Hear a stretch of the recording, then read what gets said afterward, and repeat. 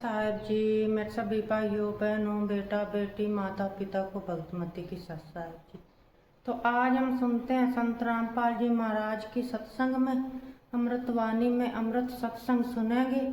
और जब भी हमारे पास टाइम हो हमने गुरु परमात्मा जी के सत्संग सुनते रहना। तो सुनते हैं सभी भाई बहन बेटा बेटी माता पिता मिलजुल करके सत्संग संत रामपाल जी महाराज की सत साहब जी। आंखों में आंसू हो, हृदय में प्यार हो, और कोई भी अवगुण हम भगवान में देख नहीं सकते क्योंकि भगवान में अवगुण होता ही नहीं। तो यहाँ हम इसी दृष्टिकोण से परमात्मा के भेजे हुए इस दास को आपने ऐसे ही देखना है, ऐसे विचार रखने ताकि आपकी आत्मा परमात्मा पाने योग्य बनी रहेगी, उसमें मैल नहीं आवेगा।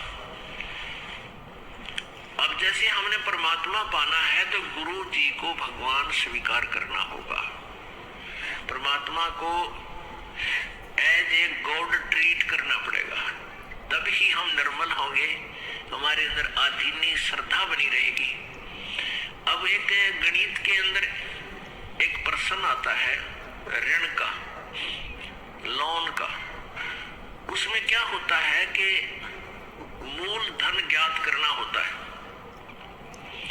और वो मूलधन लाखों और करोड़ों की संख्या का होता है। उस लाखों करोड़ों की संख्या के मूलधन मूल राशि को ज्ञात करने के लिए, प्राप्त करने के लिए हमने सपोज करना पड़ता है, मानना पड़ता है। मान लीजिए मूलधन 100 रुपए। उस 100 रुपए मूलधन को मानकर हम उस ओरिजिनल वास्तविक उस करोड़ों और लाखों वाले मूलधन को प्राप्त कर सकते, अन्यथा हम उसका कोई और हल कर ही नहीं सकते, उसको प्राप्ति कर ही नहीं सकते। इसी प्रकार वो परमात्मा तो अथाह है, बहुमूल्य है, उसकी कोई कीमत को नहीं, वो तो मालिक है, समर्थ है। उस समर्थ भगवान को पाने के लिए हमने गुरुजी को मानना पड़ेगा। ये भगवान मान लो, गुरुजी भगवान परमात्मा। तो इस दास को यानी अपने गुरुजी को परमात्मा मानने से एक छोटी सी राशि है 100 रुपये लाखों और करोड़ों की तुलना में, फिर भी उसके बिना वो लाखों और करोड़ों वाला मूलधन आपको प्राप्त नहीं हो सकता, कभी नहीं हो सकता। आप जी ने अपने गुरुजी को भगवान मान लेना चाहिए, और भगवान मानने के बाद फिर हमारी कैसी प्रक्रिया उनके सामने होगी। सामने भगवान खड़े हो तो आप क्या झूठ बोल दोगे? आप क्या बीच जैसे कोई मर्यादा तोड़ के आया हुआ है, भाई शराब पी ली आदि था, बीड़ी पी गया, या कोई और आन उपासना कर ली, किसी भी कारण से नाम खंडित किया है, यानी भक्ति मार्ग से भ्रष्ट हुआ है, और फिर यहाँ आता है। एक दो भक्त देखे हैं जर्दा खाते हैं, तम्बाकू खाते हैं, बीड़ी भी पीते हैं, और यानी मर्यादा को भंग भी करते हैं और आश्रम में आते रहते हैं। तो उनको ये सोचना चाहिए कि आप कहाँ जा रहे हो, गुरुजी भगवान के पास जा रहे हैं, और परमात्मा अंतर्यामी होता है, सारी देख लेता अंदर से। ऐसे आपके मन में ये भावना होनी चाहिए। तो फिर आप जब गुरुजी को भगवान मान कर जाओगे तो आपके हृदय में ये भी होगा कि परमात्मा अंतर्यामी है और तेरे अंदर के दोष से परिचित है, इसलिए अपने दोष को उजागर कर दूं, बता दो, उसका समाधान हो जाएगा, उसको दोबारा उपदेश दे दिया जाएगा। नहीं तो आता रहेगा, जाता रहेगा, व्यर्थ में अपना पैर घिसाई करता, या कोई लाभ उस व्यक्ति को नहीं होगा। ये एक खेल का मैदान है, ये परमात्मा वाला अखाड़ा है, ये खेल का मैदान है। जैसे बच्चा खिलाड़ी खेल में सेलेक्ट होता है और सिलेक्ट होने के बाद उसको मर्यादा बताई जाती है कि तू ये फाउल हो जाएगा यदि तुमने ऐसा किया तो, और वो खिलाड़ी फाउल हो जाता है, कोई नियम तोड़ देता है, उसको फाउल कर देते, बाहर निकाल देते। इसी प्रकार आप जो मर्यादा भंग कर दोगे आप फाउल होगे तो आप वार कर दिए। और परमात्मा का ऑटोमेटिक संकेत है वो ऑटोमेटिकली यानी स्वतः आप परमात्मा के मार्ग से दूर हो जाओगे, फिर आपको कोई लाभ नहीं होना। तो क्या बताते हैं प्रभु, हमारे लिए ये अमृतवाणी छोड़कर गए हैं। गुरु मानुष कर जानते ते नर कहिए अंध, होए दुखी संसार में आगे काल के फंद।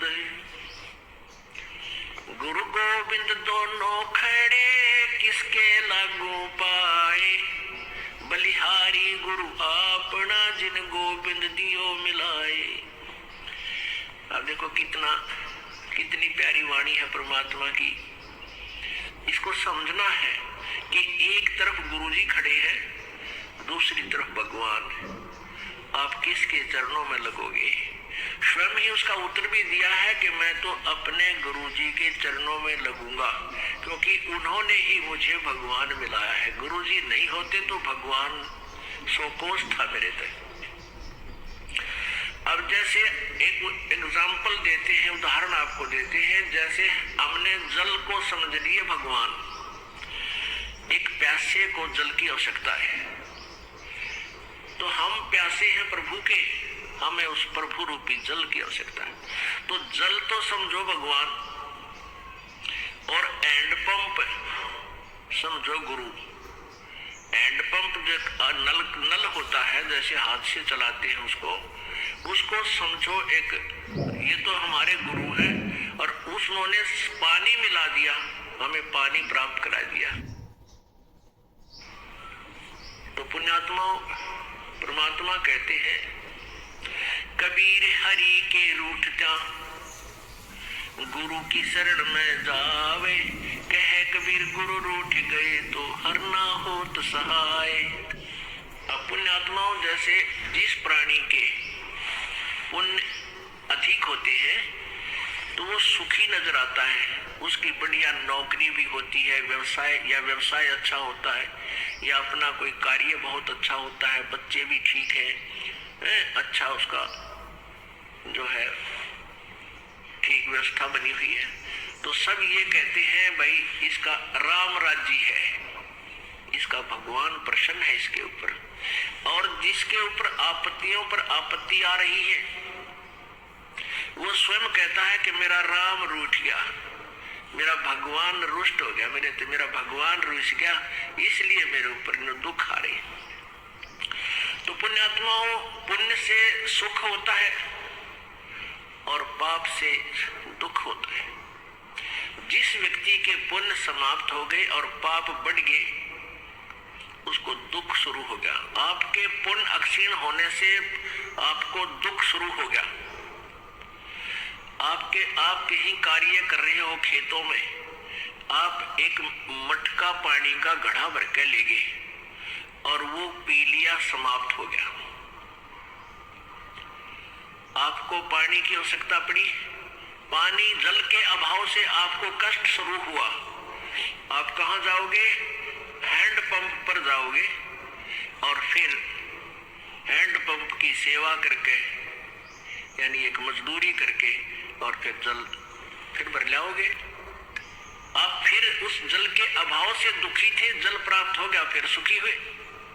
जब आपके पुण्य खत्म हो गए, आपका राम रुष्ट गया, आपका भगवान रुष्ट हो गया, आपत्तियां शुरू हो गई। उसका क्या समाधान है? कबीर हरि के रूठता गुरु की शरण में जावे, कहे कबीर गुरु रूठ गए तो हर ना करे सहाय। आपका राम रूठ गया, आपका भगवान रुष्ट हो गया, आपके पुण्य समाप्त हो गए, आप दुखी हुए। गुरु रूपी हैंडपंप के पास जाओ और उनकी सेवा करो, वहां से पुण्य फिर भर लाओ, फिर सुखी हो जाओगे। यदि आपने हैंड पंप ही खराब कर लिया, वो ही तोड़ दी उसकी हथली, तो आपको जल नहीं मिलेगा। यानी आपके गुरुजी रुष्ट हो गए तो भगवान मदद नहीं करेगा, वहीं से कनेक्शन कट जाएगा। उससे पहले जितना जल आपको प्राप्त हो गया उसको कितने दिन पी लियो। आप जब इस गुरुजी दास के शरण में आते हो, उस मान लिए कोई 1 वर्ष, कोई 2 वर्ष, कोई 4 वर्ष अपनी साधना करते इस दास के बताए हुए, उससे आपको पुण्य प्राप्त हो जाते हैं।